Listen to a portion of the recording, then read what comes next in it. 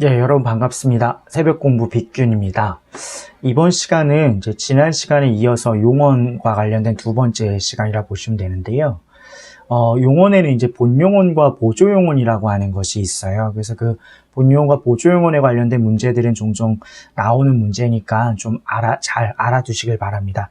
그래서 오늘 이제 그 각각 본용언이 뭐고 보조용언이 뭔지 또 그것을 어떻게 구분하는지에 대해서 한번 알아보도록 하죠.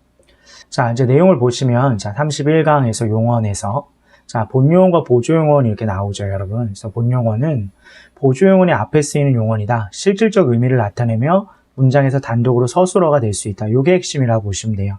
그러니까 얘는 어떤 자기의 스스로의 어떤 자립적인 뜻을 가지고 있어요. 자, 자립적인 의미를 가지고 있다. 이렇게 보시면 되겠고요. 홀로 이제 어떤 서술로서의 역할을 할 수 있다 이렇게 보시면 되겠고요. 보조용언은 홀로 쓰이지 못하고 반드시 본용언의 뒤에 붙어서 의미를 더해준다. 그러니까 자립성이 없어요. 그러니까 얘는 보조라고 할 때 보조적 의미를 더해준다는 얘기죠. 보조적 의미를 본용언에 덧붙여준다 이렇게 생각하시면 되는 거예요. 그래서 보조동사와 보조형용사로 나눌 수 있다. 이때 선행하는 본용언의 어간은 보조적 연결어미 개, 지, 고와 결합한다. 나와 있는데요. 자, 간단한 예를 통해서 다시 한번 이 본용언, 보조용언이 뭔지에 대해서 한번 얘기를 해보죠, 여러분. 자, 지난 시간에도 한번 얘기했었을 텐데, 자, 이 소리를, 자, 들어보아라, 이렇게 했을 때요. 자,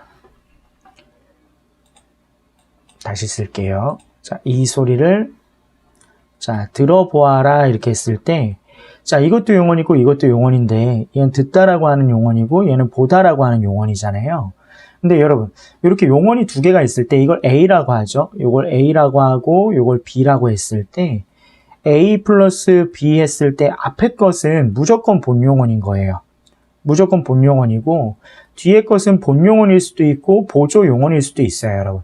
본용언일 수도 있고 보조용언일 수도 있다.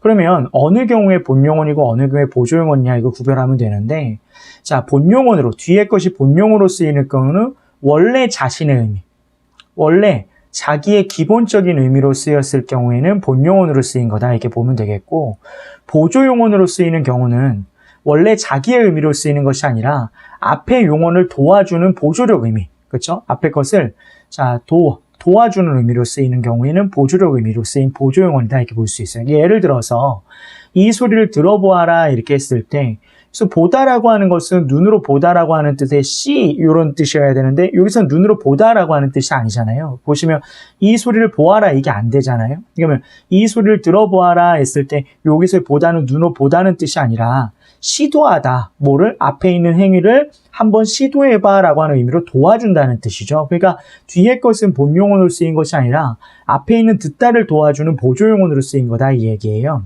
그래서 자, 이렇게 용언이 두 개가 있을 때 앞에 것은 무조건 본용언이고 뒤에 것은 본용언일 수도 있고 보조용언일 수도 있는데 앞에 것을 도와주는 의미로 쓰였을 경우는 보조용언이고 원래 자기 뜻으로 쓰였을 때는 본용언이다. 자, 다른 예를 하나 더 들어보죠, 여러분. 자,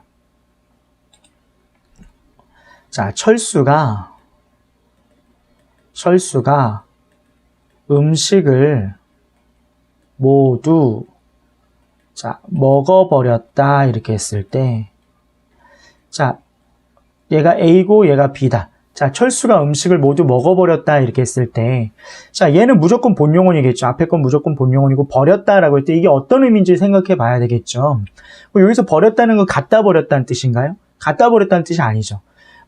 음식을 모두 먹어버렸어. 그러면은 앞에 있는 먹는 행위가 어떻게 됐다는 얘기죠. 그렇죠. 완료되었다는 의미로 쓰인 거니까 원래 자기 뜻으로 쓰인 게 아니라 먹다는를 도와주는 의미로서의 완료라는 의미를 덧붙여준다는 거죠. 그러니까 여기서는 얘는 보조용언으로 쓰인 거다 이렇게 봐야 된다는 얘기죠. 뭔 말인지 아시겠죠, 여러분? 그래서 뒤에 있는 용언이 앞에 것을 도와주는 의미로 쓰였을 경우는 보조용언이다 이렇게 기억을 하셔야 돼요. 자, 다른 예를 한번 들어볼게요. 자, 철수가 학교에 자, 씻고 갔다 이렇게 했을 때, 자, 철수가 학교에 씻고 갔다 이렇게 했을 때 얘도 용언이고 또 얘도 용언인데 얘 앞에 거 본용언이겠죠? 얘는 본용언일까요? 아닐까요? 갔다는. 당연히 얘도 본용언이겠죠. 왜 본용언일까요? 당연히 얘는 갔다는 의미가 그대로 살아있으니까요. 그러니까 철수는 씻었던 거고 철수는 학교에 간 거잖아요. 그러니까 이 갔다는 앞에 것을 도와주는 의미로 쓰인 것이 아니라는 얘기죠. 그러니까 얘도 본용언이고 얘도 본용언이다. 뭔 말인지 아시겠죠? 자, 근데 한 가지 중요한 이제 구분하는 방법이 있어요, 여러분. 자, 본용언과 만약에 문장이 본용언과 본용언이 더해준 경우에는 문장을 두 개로 나눌 수가 있어요. 근데 본용언과 보조용언일 경우에는 문장을 두 개로 나눌 수가 없다는 거죠.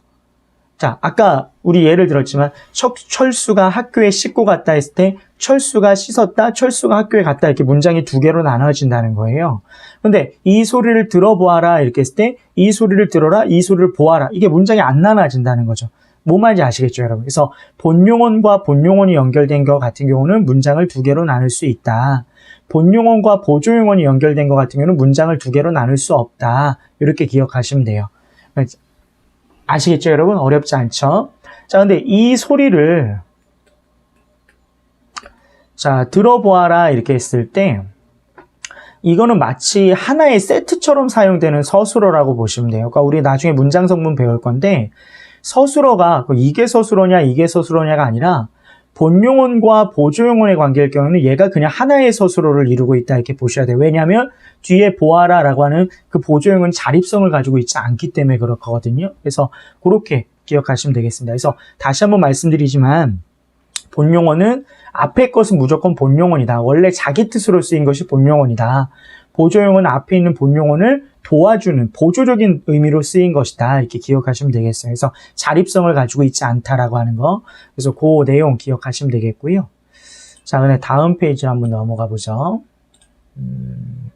자, 여기 이제 보조용언의 종류해가지고 나와 있는데, 뭐, 버리다, 두다, 있다, 보다, 씹다, 않다, 이런 것들은 전부 다 용언 뒤에서 이러한 의미들을 덧붙여준다라고 하는 거죠, 여러분.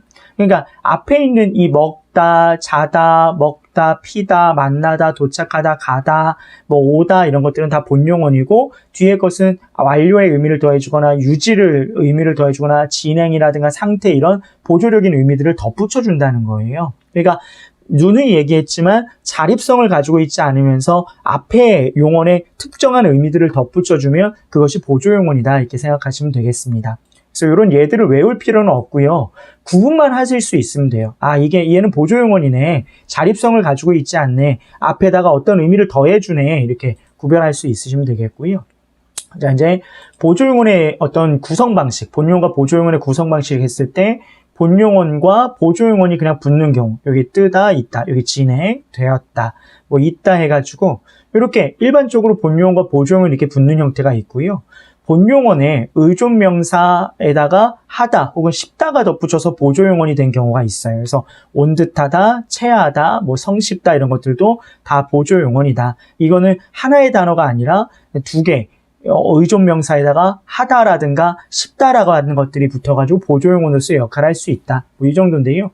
이건 아주 참고적으로만 알아두시면 되겠습니다. 중요한 내용이 아니거든요. 그래서 이런 게 있구나 이 정도로 기억하시면 되겠고 요 다음 페이지에는 한글 맞춤법에 나오는 보조용언의 띄어쓰기 원칙에 대한 내용이 나왔는데요. 가끔 문제로 나오거든요. 보시면 보조용언은 띄어쓰기를 원칙으로 하되 경우에 따라 붙였음도 허용한다 이렇게 나와 있거든요. 보통은 본용언과 보조용언은 띄어쓰는 게 원칙인데요. 붙여쓰는 것도 허용해줘요. 이런 식으로. 띄어쓰는 게 원칙이지만 붙였을 수도 있다는 거죠. 띄어쓰는 게 원칙이라 붙였을 수도 있다. 하지만 요 답안에 나와 있는 것처럼 요런 조건일 때는 반드시 띄었어야 되는 거예요. 예를 들어서 앞말에 조사가 붙거나 앞말이 합성 동사인 경우. 자, 첫 번째 앞말에 조사가 붙거나 두 번째 앞말이 합성 동사인 경우 그리고 중간에 조사가 들어갈 적에는 보조용언을 무조건 띄었어야 돼요. 그러니까 예를 들어서 노라만 나는구나. 조사가 붙는 경우 1번 경우라 보시면 되겠고요. 읽어도 보고 이것도 조사가 붙는 경우. 자, 덤벼들어, 뭐 떠내려가 이런 것들은 합성 동사인 경우죠. 그렇죠? 덤비다, 들다, 뜨다, 내려가다 뭐 이런 식으로 해가지고 합성 동사인 경우에는 반드시 붙였어야 된다. 아니, 띄었어야 된다. 뒤에 본유형과 보조용어를. 그리고 올 듯도 하다, 듯하다 이렇게 했었는데 이게 사이에 조사가 들어간 거죠. 이제 의존명사와 하다 사이에 채를 하다 여기서도 조사가 여기 이렇게 사이에 들어간 거죠. 하다와 채 사이에. 그래서 이렇게 세 가지 경우에는 본유형과 보조용어는 반드시 띄어 쓰고 일반적인 경우에는 본유형과 보조용어는 붙여 쓰는 것도 허용해 줍니다. 원칙은 띄어 쓰는 거고 붙여 쓰는 것도 허용해 준다라고 하는 거 요거 기억하시면 되겠습니다. 그래서 어려운 내용 아니니까요. 요거 띄어 쓰는 세 가지 경우에 대한 사례만 좀 잘 봐두시면 좋을 것 같습니다. 자, 이번 시간 여기까지 하겠고요. 다음 시간에 이제 규칙 활용과 불규칙 활용에 대한 내용으로 이제 만나도록 하겠습니다. 자, 고생하셨습니다.